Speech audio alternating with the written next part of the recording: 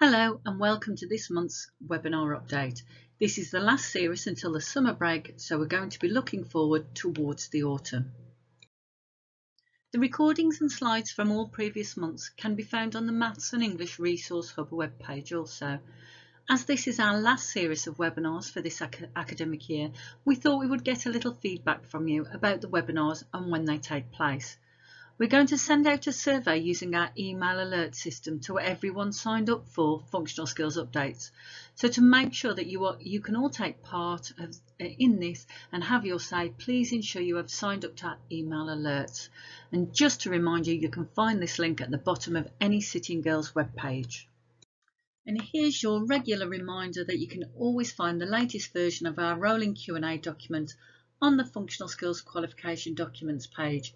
Whilst we do allow a bit of time to take questions at the end of these live sessions, you can also email us at any time using pre-employment@sittinggirls.com. Okay, it's time for this month's In Case You Missed It. And the first one concerns the ongoing tag process for learners unable to access the normal or adapted assessment arrangements for functional skills and ESOL, who meet the strict eligibility criteria for a teacher assessed grade. We've added a fourth submission window in addition to the existing three, so there's one further opportunity to submit before the current regulatory arrangements that enable us to operate the tag process come to an end.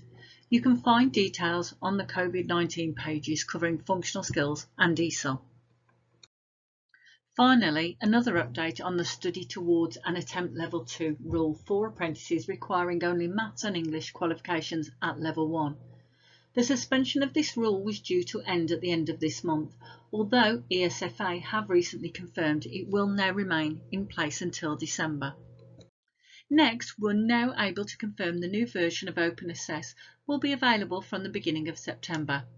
As we've indicated before, there will be guidance available to support the launch, and we'll be rolling this out ahead of the official go-live date. And in the meantime, the sample tests in the on-screen format are still available from the Functional Skills Qualifications page. Click on the Information tab and then select either Level 1 or Level 2. There's also a familiarisation test. It's a really important way to get used to the tools that are used within the maths exam. If you have used our Open Assess platform before, you may notice there's a little subtle difference in the title, as it is now two separate words. Candidates can now use their own calculator in the Evolve exam if the following requirements are met. There must be one invigilator for every 10 candidates. Candidates must not have access to a calculator during section 1. The invigilator can hand out calculators to candidates that have completed section 1. The invigilators must instruct candidates to raise their hand when they have completed section 1, so the invigilator can give them a calculator. The ICE document gives clear instruction for invigilators on how to administer the use of handheld calculators. Finally, just one more plug. We're holding another demo session just in case you missed our first session last week, where I joined our digital solutions team, where again we will be setting out the various resources that we can offer to support maths and English. The sessions will focus on both the smart screen resources that are intended to support numeracy and literacy in any setting, as well as the e-functional skills platform that takes functional skills learners on a journey from the initial assessment to becoming assessment ready. We've recently added an updated set of examiner reports for functional skills English reading and writing, covering the period up to May 2021. Normally these will have been produced more frequently. With all the COVID-related disruption, it has been far harder to establish any clear patterns.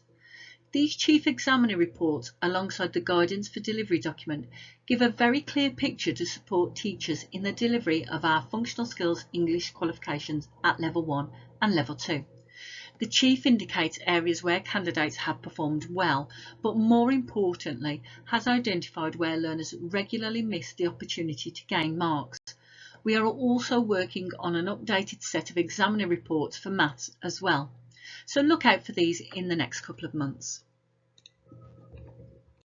And just a reminder regarding our 3847 suite that has been around since 2013. We have seen a renewed interest in it over the last few months, principally because it lends itself to a more fluid and flexible patterns of delivery. Whenever we mention this suite, it's always important to draw attention to our Maths and English funding guides. They set out definitively the full range of qualifications and units we offer that can attract funding in England under the adult education budget. There's a separate guide covering the 16 to 18 delivery within study programmes. To make these documents more practically useful, in each case we've included hyperlinks to the live listing on the ESFA's Finding a Learning Aim site. We will be updating these documents in due course to cover the 21-22 funding year, although within the arena of Maths, English and ESOL there have been no substantive changes to AEB or the condition of funding eligibility rules. So in practice, all of the information set out in the 2021 editions will apply after this month. And in our normal format, we do conduct a poll, and here are the 3 questions. In case you would like to submit any of your answers, please use our pre-employment@sittinggirls.com. We do like to hear from you, so if you'd like to respond or elaborate further, please send us your information. We also have the pre-employment email address that you can use to send any questions. So that's pre-employment@sittinggirls.com, and one of us will get back to you shortly. And it just remains to say thank you for taking the time for joining us and listening to this webinar. We're going to take a break over the summer, but we'll be back in the autumn with a brand new series of webinar updates. Thank you again. Enjoy your summer. Goodbye.